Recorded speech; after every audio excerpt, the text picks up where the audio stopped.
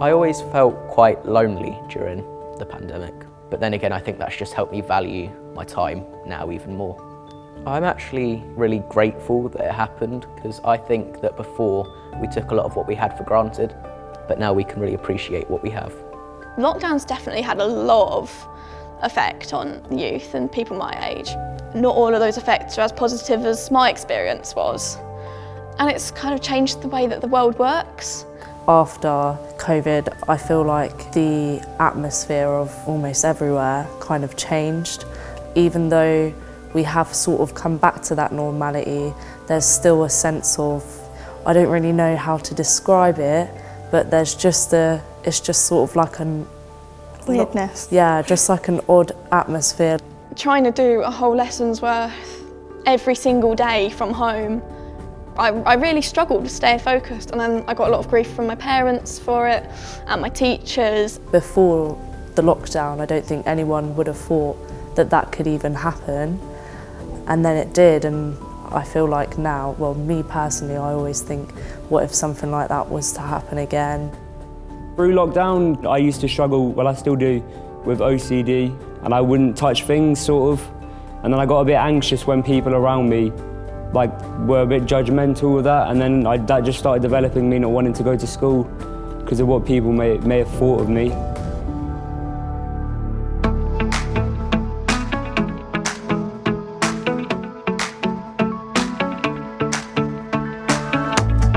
We set up the Young Healthwatch Health and Wellbeing Conference because we wanted to give something back to the young people. We wanted to talk to them about their journey since COVID and see how it's really affected them and their mental health. As a local NHS organisation, we really want to hear what young people think of the services provided locally. The young people were quite vocal about how they were feeling post-pandemic. And it's given the organisations here today lots to think about how we can tailor services to meet their needs. Tangled Feet are an interactive theatre company, and they were able to come along with their actors and their team, and they take the next step of setting the conference agenda and making it a different thing for the young people to kind of immerse themselves in the theatre. We brought on Chawner, who's a comedian with lived experience in the area of eating disorders. I'm going to do a little bit of a quiz. The first question is, every single month, how many children and young people were referred to mental health services after the pandemic? Every single month, 100,000 children and young people. I didn't realise that I had a mental illness for a long time. I think very rarely mental illness is something that starts and something that stops. It's something that develops, and that was absolutely the same for me with the anorexia. I started developing different symptoms. I started becoming obsessed with exercise, with my food, with weighing myself, and I didn't realise I got a problem. Even when I ended up in hospital, when I had a problem with my mental health, I didn't know what to do. I didn't know where to go. And 75% of people that take their own lives are exactly the same as well. People say just talk, and actually I would say, and I don't know if this chimes with anyone, the reason I turned to the anorexia, the reason I turned to the eating disorder was to show with my body there was something wrong with my brain. I spoke on the phone to a really exasperated nurse, and she said, and I turned down treatment 4 times, and I said, I know what I'm doing, and I just want the help for the depression. And she said, well, they're both interlocked together. And I said, I don't care, I just want the depression. And she said, and I thought this was a beautiful analogy, she said, your laptop wouldn't work if you don't charge it. Why are you expecting your brain to release those feel-good chemicals if you don't feed it? And that spoke to me in a way that I understood. If you do not know about the Hub of Hope, this is the most important thing that I want you to take away from the talk today. The Hub of Hope is the biggest and most comprehensive mental health signposting tool of its kind in the UK. It's a free app or a website that uses your specific device's geolocation to pinpoint all of the mental health support around you. Thank you so much for listening, guys. Thank you very much. Goodbye.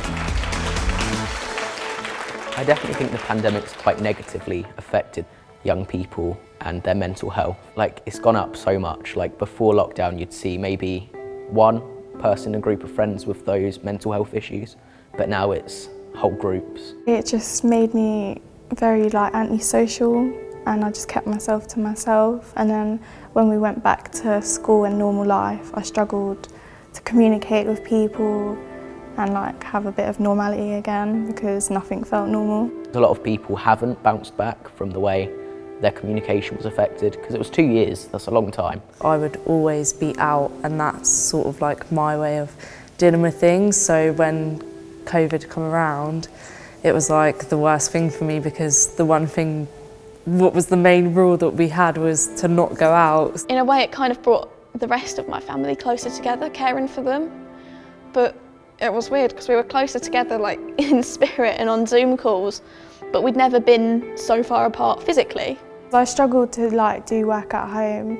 For other people it might have been easier, but I'm more of a person who has to visually see things in real life and communicate face to face. I'm not really a person. So then that's when I lost it all, because then I haven't been around that for ages. Last year in year 9, the start of the year was a bit, for the first week it was fine, and then through that I started developing suicidal thoughts.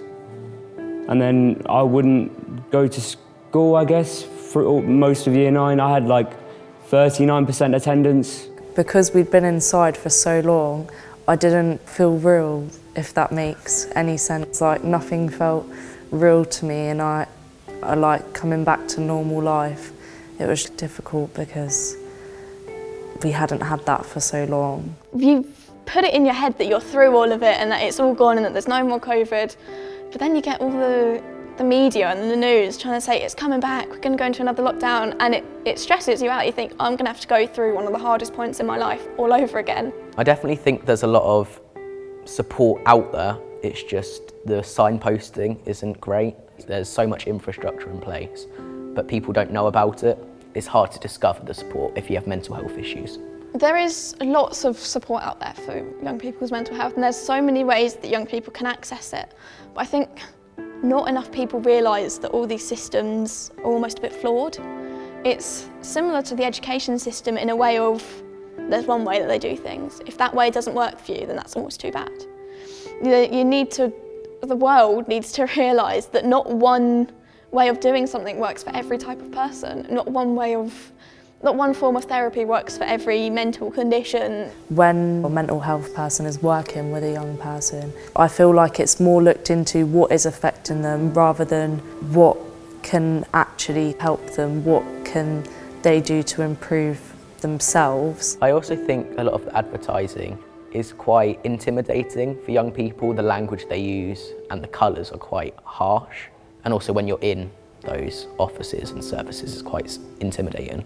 So if you make it more friendly, that might help. When it comes to a young person talking about issues that have affected their life, what has affected them has now affected how they now communicate with others, and then they should be taught how to change that, what is the right way to go around that, why do they react to certain things how they do, evaluate how they do, and then tell them a better way to do that, if that makes sense. I think people just need to realise that not one way of helping someone works for everyone. If it's a child telling you how they think they need to be supported, just listen to them. If it's someone opening up to you about their experiences, just listen to them. You don't need to do anything in that moment. You just need to acknowledge it. You need to listen. You need to take in the information. Be a little bit more open, not closed off and shut off, because then that's difficult for the other person to help you, because how can someone help you if you're not helping yourself? And I'd say maybe personally writing things down. I think it's good to journalise how you're feeling, so then you can always look back at it and think, oh, I've improved, or maybe I haven't. I've been under cams. I've had loads of just meetings with therapists and stuff, but yeah, my mental health, I feel like not in a cocky way, but my mental health has improved a lot. I don't know, I haven't really had any thoughts of suicide in about almost a year.